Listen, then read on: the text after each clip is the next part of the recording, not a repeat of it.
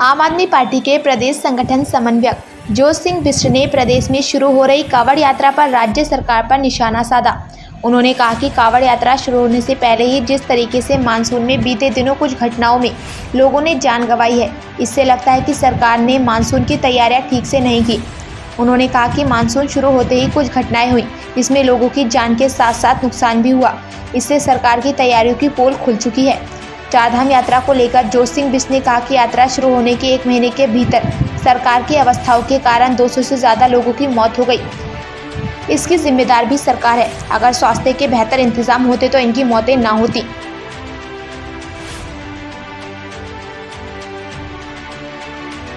14 जुलाई से कांवड़ यात्रा शुरू हो रही है उत्तराखंड में। आम आदमी पार्टी किस तरीके से उसको देखती है, क्योंकि मानसून भी दस्तक उत्तराखंड में देखता है।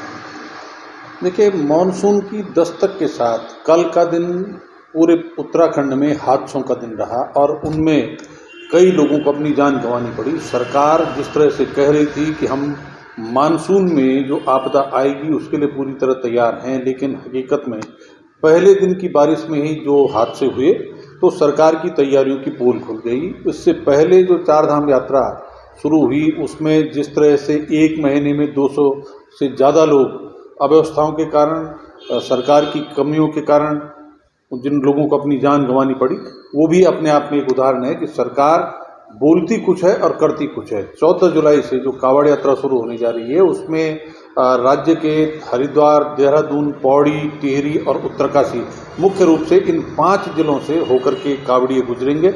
और चारधाम यात्रा की तरह जिस तरह 2 साल ये कांवड़ यात्रा बंद रहने के कारण इस साल कांवड़ियों की भारी संख्या में आने की संभावना है, तो उन स्थितियों को देखते हुए सरकार को समय रहते सारी तैयारियां पूर्ण कर लेनी चाहिए थी। सरकार को चाहिए था कि जो पुलिस का काम है, ट्रैफिक प्लान वो दुरुस्त हो।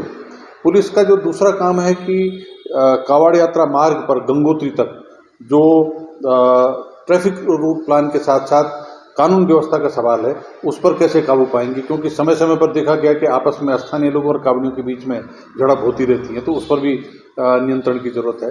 लेकिन उसके अलावा जो कांवड़िए यहाँ पर आएंगे उनके लिए पार्किंग की व्यवस्था, उनको यहाँ पर जिन रूट पर हो जाएंगे, जैसे नीलकंठ महादेव जाते हैं या उसके अलावा गंगोत्री तक जाती बार नहीं तो आती बार से ही पैदल आते हैं, तो जगह जगह पीने के पानी की व्यवस्था, उनके रुकने की व्यवस्था, उनके भंडारे की व्यवस्था, इन सारी चीज़ों पर सरकार ने पूरी तरह से रेकी करने के बाद जो चाक चौबंद व्यवस्थाएं करनी चाहिए थी।